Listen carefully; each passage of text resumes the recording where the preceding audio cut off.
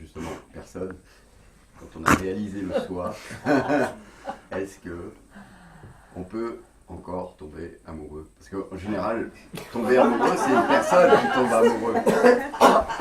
C'est une personne qui tombe amoureuse d'une autre. Donc il y a une notion de... T'as déjà un truc en vue, là?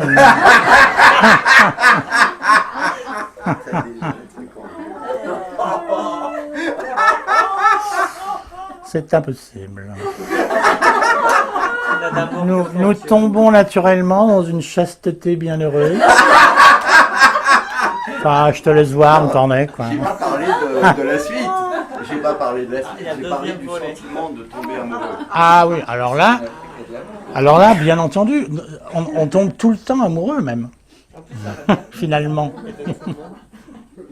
Parce que la beauté de la chose, c'est d'être amoureux de la vie, quoi. D'ailleurs, c'est de ça dont on est amoureux. On est amoureux de la vie, et transposé en langage spirituel ou quoi, on est...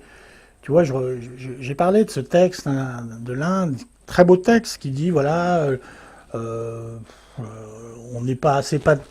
Ça, ils sont experts en litanie sans fin. Au début, c'est magnifique. Au bout d'une heure, on commence à avoir de la peine. Mais voilà, ce texte qui dit, voilà, lorsqu'on est amoureux de telle chose, c'est pas de cette chose dont on est amoureux, c'est du soi implicitement qui est vu dans cette chose, lorsqu'on est, etc., etc. Et ça détaille toutes les possibilités. Donc c'est vrai, finalement, c'est de ça dont on est amoureux. Et ça pointe vers cette réalité qui n'est pas forcément tout de suite la nôtre, qui dit tout est un. Tu vois ? Si tout est un, tu vois, il faut expliquer ça à ta femme, chérie, tout est un. Moi, tu sais, je suis amoureux de toutes. Là, elle va dire, ah, et si tu dis, et de tous. Non mais voilà, quoi, tu vois. Le pressentiment de l'unicité, ou de l'unité de toute chose, c'est, quelque part, c'est l'amour pour toute chose, quoi. Qui n'exclut pas, parfois, de mettre quelques baffes, ou, etc. Hein. Pas non plus... Donc, bien sûr que tu peux tomber amoureux... de tout ce que tu veux. Mais c'est aussi finalement encore une fausse question, parce que pour ça, en particulier, on ne choisit pas, n'est-ce pas? Je me rappelle de cette histoire que j'entendais raconter par les grands quand j'étais petit, mais je m'en suis toujours rappelé. C'était un gars, il racontait l'histoire du cousin Alphonse, quoi. Alors, le cousin Alphonse, il s'était sorti de la campagne, tu vois, parce que c'était des gens de la campagne.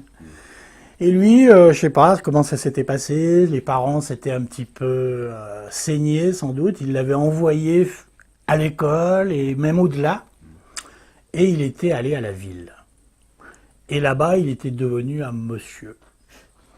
Et si par hasard, de temps en temps, il revenait quand même à la campagne, par reconnaissance pour ses vieux parents, tu vois, il portait l'habit, le haut de forme et tout, et les autres qui le voyaient passer, ils disaient, c'est vraiment un monsieur maintenant.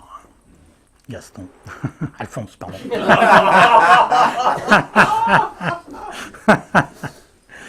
Et alors, Alphonse, qui était bien conscient du chemin qu'il avait fait, et de tous les attributs qui vont avec, pleinement, il souhaitait habiter ce personnage, tu vois, à tous les niveaux, dans sa façon d'être, dans sa façon de fonctionner, etc. Il était pas encore marié, quoi. Et bon, il savait bien qu'il se marierait, il fallait qu'il trouve une femme, il voulait une femme comme à la ville, quoi. Et il avait dit, moi je veux que la taille de ma femme tienne entre mes 10 doigts. À l'époque, mais il avait des mains un peu, c'était quand même un gars de la campagne. Et alors, si tu veux, c'était l'époque, tu sais, où là, les femmes, elles avaient les bustiers comme ça, là, et ensuite les robes comme ça, et entre les deux, c'était comme ça. Ça pouvait tenir peut-être entre 10 doigts. Et voilà, il avait décrété que ça serait comme ça. Et le gars qui racontait l'histoire, il disait, eh, Alphonse, tu parles. Un été, il est revenu à la ferme, et il a rencontré la cousine Germaine. Alphonse, il disait, moi je veux une femme que sa taille le tienne entre mes 10 doigts. Il en a trouvé une avec ses 2 bras, il n'en faisait pas le tour. On choisit pas. D'accord.